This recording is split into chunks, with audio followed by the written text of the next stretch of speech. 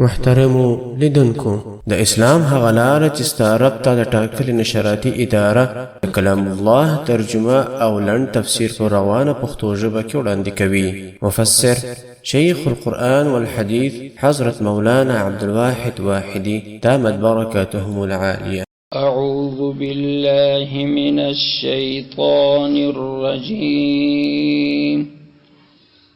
بسم الله الرحمن الرحيم. لن يستنكف المسيح أن يكون عبدا لله ولا الملائكة المقربون ومن يستنكف عن عبادته ويستكبر فسيحشرهم إليه جميعا. فأما الذين آمنوا وعملوا الصالحات فيوفيهم أجورهم ويزيدهم من فضله. وأما الذين استنكفوا واستكبروا فيعذبهم عذابا أليما ولا يجدون لهم من دون الله وليا ولا نصيرا. يا أيها الناس قد جاءكم برهان من ربكم وأنزلنا إليكم نورا مبينا. فأما الذين آمنوا بالله واعتصموا به فسيدخلهم في رحمة منه وفضل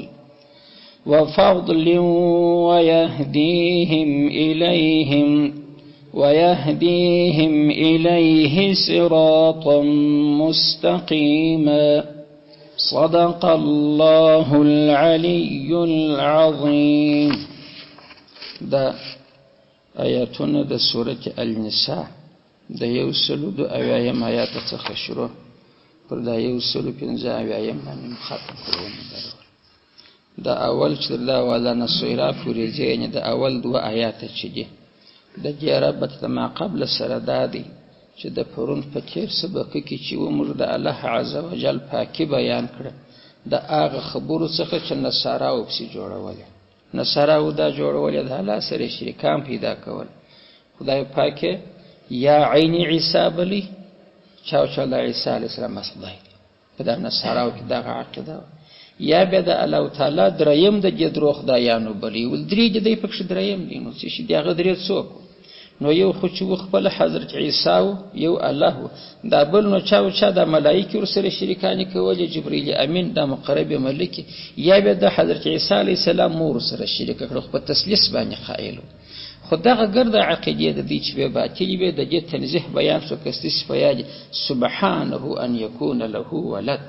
الله لره پاکي د دې څخه چې د اولاد ولري بیا هغه د سره په خدای ور شریک بل پلای به عین خدای بولدا. وله ما في السماوات وما في الارض وكفى بالله وكيلا. دا خبرون ویل سی و دغه ابطال د کوم خبرې وکي د دوی د عقاید دغه کوم خبره و چې د الله سره په اولوهیت کې حضرت عیسی علیه السلام شرک او یا ملائکه ور سره شریک ول دغه پر نامه به عبادت کوي. نو اثبات تنزیه پرون بیان شوی.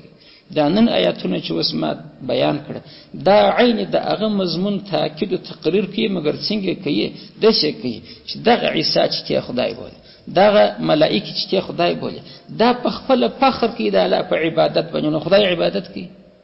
دا څنګه خدای بوله چې ملائکه خدای دی او عیسی خدای دی او عیسی علیه خپل فرمانځه ولري چورته چې نو خدای ته المنځ چاته کوي نو خدای خپل منځ نه کوي هغه د الله تعالی په عبادت نشرمیږي کوي او تورته چې غدل خدای ځنی جوړه ورول مدعی ول شاهد چنګو خو مدعی دعوا نه کوي چې زه خدایم هغه کله ویل چې زه خدایم چې څه تړي دا خبر هغه په عبادت فخر کوي چې زه د الله بندایم بل په دازمن کې چې دغه 2 آیات چې دا وسمه ویل وعد به ذکر شي د منکرینو د پاره چې څوک دغه خبره د الله نه مني چې د نصرانیت عقیده باطل کړي دغه د پاره به عذاب بیان کړي او دغه کسانو د پاره چې هغه بیا مقررین دي دا خبره مونږ چې دوی د الله تعالی بندګان دي، د هغو دپاره به الله ثواب ذکر کړي. دغه څلور خبرې به دلته ذکر شي. نو الله پاک فرمایي دا ترجمه یې ده لن یستنکفه، هیڅکله شرم نه کوي. استنکاف دغه ته ویل کېږي چې یو چا ته دا کار وکړه دی نو شرمېږي، بره ځان دورې دورې کوي نه کوي. دا نه کول یې پر څه شي رابنایي؟ پر شرم باندې په دا کار شرمېږي. نو الله پاک وایي خو عیسی زما په عبادت نه شرمېږي، پر سجده پروت فخر په عبادت کې، او ته وایي عیسی خدای دی. نو خدای په عبادتونه نه کوي. لن یستنکفه، هیڅکله نه شرمېږي په آینده کې المسیح مسیح علیه السلام. د آیندې تورې خو دې پام دی ورته مولا قاري، ولې خو لن پر داخل سوی دی، پر مضارع باندې د استقبال دپاره تاکید وکړي. که توانه ماضي ولې پرېښود؟ د عیسی علیه السلام دا درې حاله دي ګوري. یو ماضي ژوند دی، پخوا چې تېر سوی دی. بل هغه ژوند دی چې د هغه څخه وروسته بیا دی اسمانو ته پورته، په اسمانو کې ژوند دی. بل درېیم ټپال هغه دی چې بیرته مځکې ته راځي، په دې مځکه کې د رسول الله صلی الله علیه وسلم دغه قرآن عملي کوي، دی به دلته پاچا، دی به دلته امیرالمؤمنین، دا احکام به جاري کوي. په دا درې ټپاله کې هغه دوه یاد کړه چې په اسمانو کې دیم د الله په عبادت نه شرمېږي، که چې بیا مځکې ته راځي هم د الله په عبادت نه شرمېږي. که ته وا ګذشته وم ګذشته ښه تر لمر سپینه د خدای دی چې نه په شرمېدو، خو عبادت یې کوه، هغه یې په دغه نه کړی ذکر. او یاد شي دی چې د هغه لنستن کې په عام چې الله وي په راتلونکي کې چې نه د موجوده په هغې کې الله زه ګارنټي در کوم ولا که د الله په عبادت وشرمېږي، نو په ماضي کې خو بیخي نه دی په شرمېدلی. نو ګوره لن یستنکفه مې په مستقبل ترجمه کې یادا رقم چې ماضي خپله پکښې کې راکښېباسي، او یادا دی چې ماضي خو دې ته په خپله معلومه وه چې عیسی علیه السلام نه دی په شرمېدلی د الله په عبادت. لن یستنکفه، هیڅکله نه شرمېږي په آینده کې، که په اسمانو کې دی که بیا مځکې ته راځي. المسیح عیسی علیه السلام ان د دې خبرې څه نه شرمېږي، یکونه چې دی چې عبدا بنده لله د الله دپاره، دی د الله په بندګۍ بیخي نه شرمېږي. د خدای زوی کوي مه، دی فخر نه په کوي چې د خدای زوی نه دی، انکار ځینې کوي او تیب شي تړي. ولا الملائکة المقربون، ولا دغه رقم نه شرمېږي الملائکة، هغه ملائکه المقربون چې دوی نږدې کړه سوي دي د الله و دربار. په دا ملائکو کې یو عام ملک دی، یو به هغه ملک دی مقرب چې الله خپل دربار ته رانږدې کړي دي. نو په خپل نه دي نږدې مقرب نه دي، مقربون دي د الله د طرفه دي ته د قرب ورکول سوی دي. دا قرب په خپل نه دي حاصل کړي. د باچا و دربار ته چې څوک نږدې کېږي په خپل نږدې کېږي، باچا یې راغواړي چې دی دلته مقرر کړي. دغه مقرب ملائکه د الله په عبادت نشمېږي، فخر د الله په عبادت کې. او ته ملائکه د الله تعالی لونی بولې یا د خدای شریکانی بولې، بیا عبادت د دوی پر نامه باندې کوي، نو دا خو غلطه ده. پس نو موږ هغه وعد او وعید خبره ذکر کیږي چې نو دغه کسان چې د الله د عبادت شرمېږي دغه دپاره به کوم عذاب. ومن هر هغه څوک یستنکف چې دی شرم وکړي، منع وکړي عن عبادته د عبادت څخه د الله، ویستکبر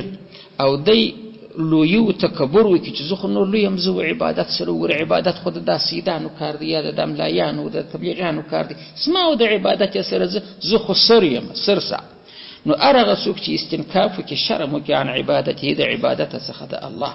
ويستكبر او تکبر وکړي، فسيحشرهم الیه جميعا، فسجر یحشرو چې الله براو پاتې هم دی راژوندي به کې الیه وخپل طرف ته بیا راوغواړي جميعا ګرده الله نو جر دي چې به خپل طرف ته بیا راوغواړي. هغه د قیامت ورځ وریا دی چې هغه حشر د قبور څخه دی. لکه هغه چې په کور کې څوک غلطي وکړي، زیاده یو مثال ژدم باره د عوامو خلکو ذهنو ته رانږدې سي، باره به نو موږ په کشنیوالې د موره څه وزغستله وهلو بیا نو باره تل کور خو به د هغې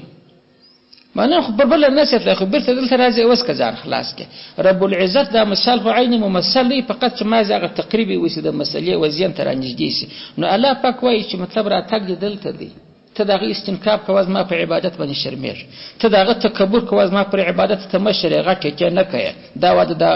مسکینانو کار دی، دا د کمزورو خلکو کار دی، دا کار کوي. نو الله وایي ژر به زه تاسې ګرده خپل ځان ته راوغواړم د څه دپاره معنا خو نو سزا درته ګوري د دې کار دپاره حساب و کتاب کول کېږي. ښه نو چې څوک استنکاف کوي د هغه دپاره دا قوعید متوجه سو چې الله یې راغواړي. اوس ته د عیسی څه پوښتنه وکړه چې ته شرمېږه په عبادت، دی به درته وایي چې وه. ته د ملوک څه پوښتنه وکړه، دی به درته امکان نه لري چې درته ووایي، خو دلته دا عذاب متوجه دی، خدای په دې خبر دی، ملایکه هم په خبر دي، عیسی علیه السلام هم په خبر دی. نو دا یې ورسره ملګري کړي. نو د دې د دعوا ابتال دلته په دې ځای کې وسو چې دې دعوا کوي چې عیسی علیه السلام د الله تعالی زوی بولي یا خپله الله بولي. الله وایي مسله دغه رقم ده، هغه په عبادت نه شرمېدی، هغه په عبادت کې الله معبود عیسی علیه السلام عابد. نو عیسی علیه السلام بیا خدای جوړېدلی سي، بیا دوی معبود جوړېدلی چې امکان ورسره نه لري. پسې نو مال چې هغه وعد و وعید راځي هغه دا دی فاما الذین نو پس هغه کسان آمنو چې دی ایمان راوړي پر دغه خبرو چې دا ذکر سولې چې دغه د خدای سره شریکان درول دا باطله خبره ده. وعملوا او دی عمل کړي الصالحات د شو کارو دایم کړي فیوفي الله به پر ورکې هم دوی ته اجورهم هغه ثوابونه د دوی الله به د دې ثوابونه پر ورلره ورکې شی ځینې کمیږي نه د دغه اجورو څخه هغه دي چې پر د ایمان او عمل صالح هغه په قرآن کې یا په احادیث کې په نص کې لیکل سوي دغه ځینې مرادفه سي ویزیدهم من فضله ويزيد زیاتو به وکي هم ودیته من فضل د خپل فضل چې د ایمان او د عمل صالح په عمل نه دي ګټلي دغه څه د خپل فضل علاوه یې ورسره کوم هغه نو معلوم نه دي چې څونه قدر هغه نو پر اخلاص باره بنا چې څونه په عبادت کې اخلاص ډیریږي دغه د الله تعالی فضل پر راټیږي چې څونه اخلاص کمیږي فضل کمیږي کله هیڅ خبره پوهیږي نو پر ایمان پر او پر عمل صالح چې کومه جزاء په نصوص کې راغله ده علاوه الاجور خو ورکول کېږي خو لیکل سوي باغی خو الله تعالی کوم کاست نه کوي ويزيدهم من فضل دا چې د خپل فضل څخه یو څور کې دا نو فرق لري چاته به ډیر فضل ورکړي چاته به لږ ورکړي ولې دا خاص د الله د طرفه څخه دی ګردو ته مساوي نه ورکړي هغه نو پر څه شي باندې دا ډیرو لږه مرمیږي پر اخلاص چې په عبادت کې څونه اخلاص ډیریږي غونه د الله فضل پر ډیریږي نو کېدای شي خبرته متوجه است دا نو چې شو وعد سو د هغه کسانو د پاره چې د الله پر خبرو ایمان راوړي معنا وعده د جنت ورکړه واما الذين استنكفوا هغه د وعید ځای ترالو چې عذاب او بیا منکرونو تور اوري واما الذين بشک هغه کسان بیا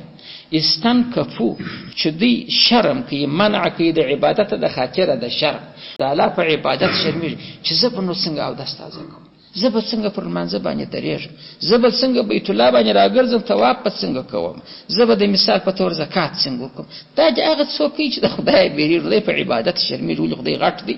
واستكبر او دي تکبر کی ځان لوی لوی کوي فيعذب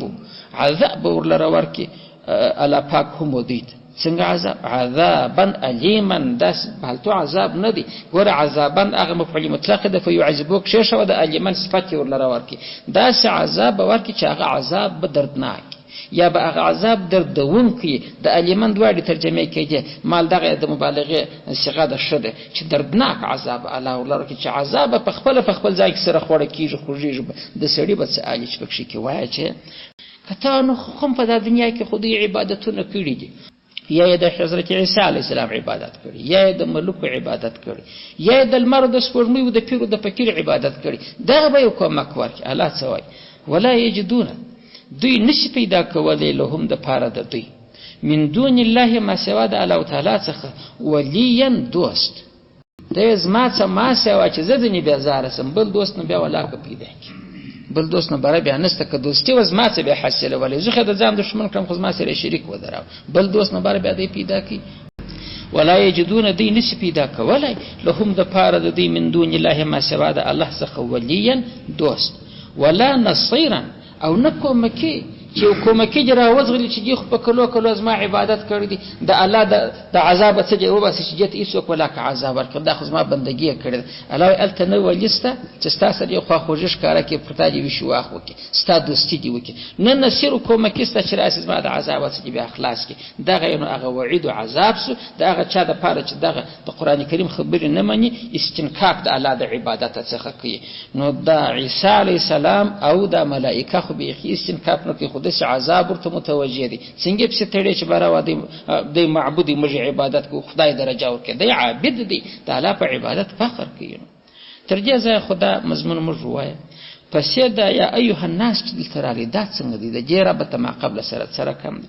دا غربت دادي لکه اولته چې د يهودو سره هغه محاجه او دلایل خلاص ورسtis په یاد په سبب کې الا بارن ورسته عام خطاب کوي یا ایها الناس قد جاءكم الرسول برای نو د رسول صداقت پر راپورته کوي يهودي چې دغه رسول د په حق را تکړی دي پر د او د پر خبرو ایمان راوړي خو دې په دلیل ملامت شو دلته چې الله عز وجل د نصارا او د عقیدو ابطال بیان کې تر دغه ځای هغه ابطال وس ختم شو په پای کې نو برای نو پر کوم ځای خو د رسول خبره ومني پر کوم ځای ورځي خو دا رسول چې کوم کلام راوړی دی دا ومنئ. دلیل خو هغه دی درته وویل سو چې دغه تاسې چې کومې بابلالې سره جوړې کړي دي چې ملایکې د خدای لوڼې بولي، حضرت عیسی علیه السلام زوی بولي، عبادت ورته کوي، دا ګرد فالتو خبرې دي، دا غلطې خبرې دي. نو دغه خبرې ته راسه. اوس عام خطاب کوي هغه رقم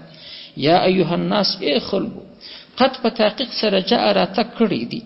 کوم وتاسې ته برهانون ډېر ښکاره دلیل. برهان خو دغه منطق کې تاسې د کړی دي چې د شک وتلي د یقینیاتو څخه جوړي، دغه نو ښکاره دلیل دی مراد رسول الله صلی الله علیه وسلم.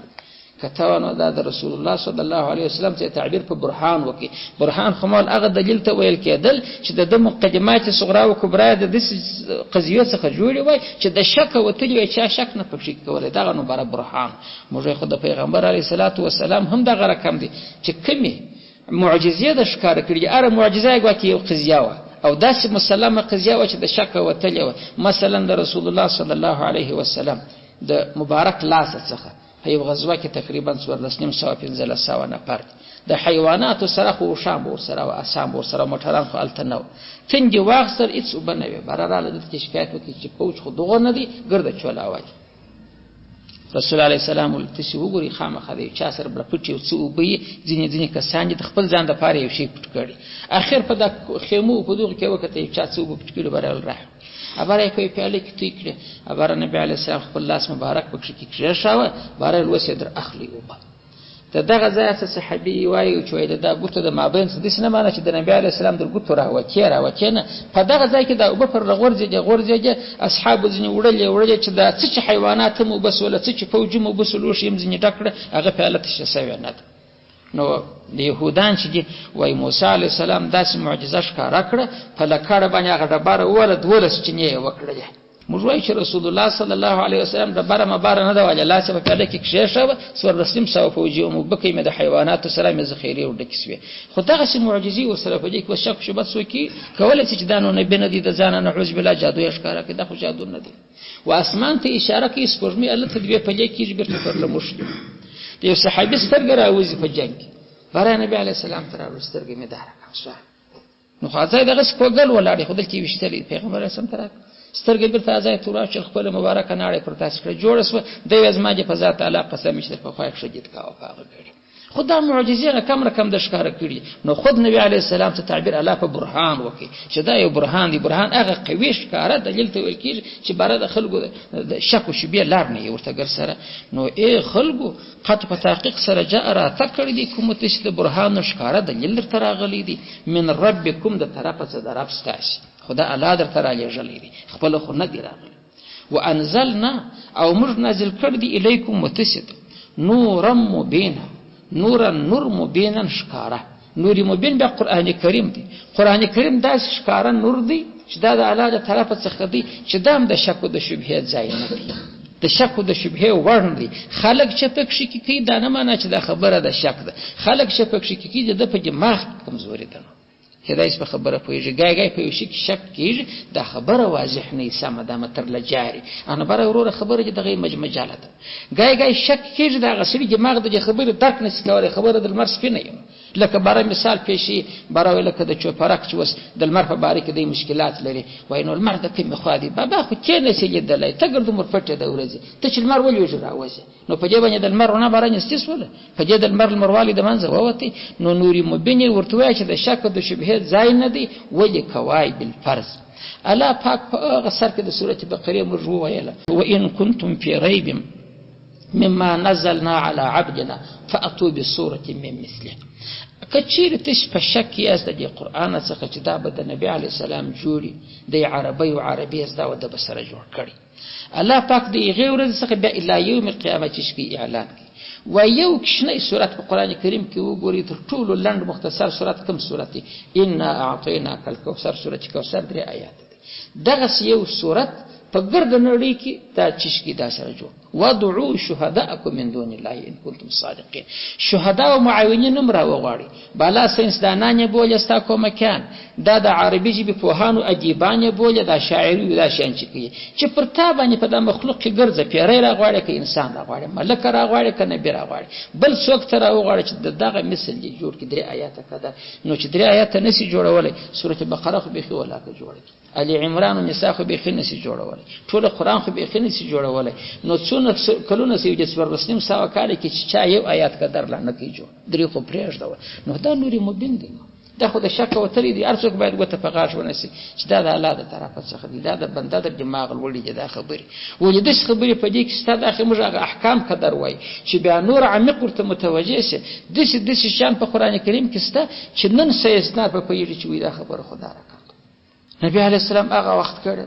چې دا نبی علیه السلام هغه وخت کړی دی نو نبی علیه السلام ختلی و داسې فضا ته تللی و نبی علیه السلام دغسې ټیلیسکوپونه درلوده دربینان ورته پراته وه چې اسمانو ته کتل دا څنګه خبرې کړي دي مثلا وایي د قمر تورې په قرآن کې 28 واره راغلی دي په 28 ورځې کې سپوږمۍ خپل دور پر کوي دا یو هغه ته اشاره ده نو دا اوس نبی علیه السلام د سپوږمۍ مدارونه کړ معلوم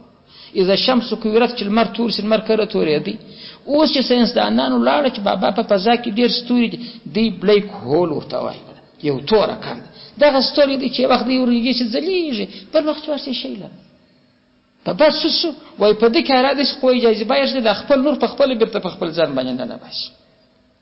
تک تور څه دغه سي بل وخت بیرته بیا نور راایله کړي لکه بلف چې ولګي بیرته مړ شي اغرونه په دې کې جذب شي دغه ستور ودري بل وخت بیرته سي نو چې هغه توري خو هغه دغه غټ ستاري چې لکه د المر چې دي د المرم ولا په ورځ قیامت الله دغه سي کې چارونه ګرځي په دغه نس برابر دغه تور ټکی پاتې شي اذا الشمس کورت چې کوم وخت یې سره ونرته سي یا په دې کې د مثال په تور خړ پړتیا پکې کې راځي دا معجزې د قران کریم تر حساب چیرې نو الله د نوري مبین نوم پر کې شاو نو دلته څو شان ذکر څو چاله از ما د طرف در تراغلی قد په تحقیق سره جاء را تکړی د کوم تشد برهان ښکارا دلیل ډیر واضح دلیل چې رسول الله صلی الله علیه وسلم د اداره غلی دی من ربکم د طرف څخه درف ستاس وانزلنا او موږ نازل کړی دی الیکم تشد نورا نور مبینا ښکارا څراغ در تراغلی چې قران کریم دی په هر وخت ته لار شي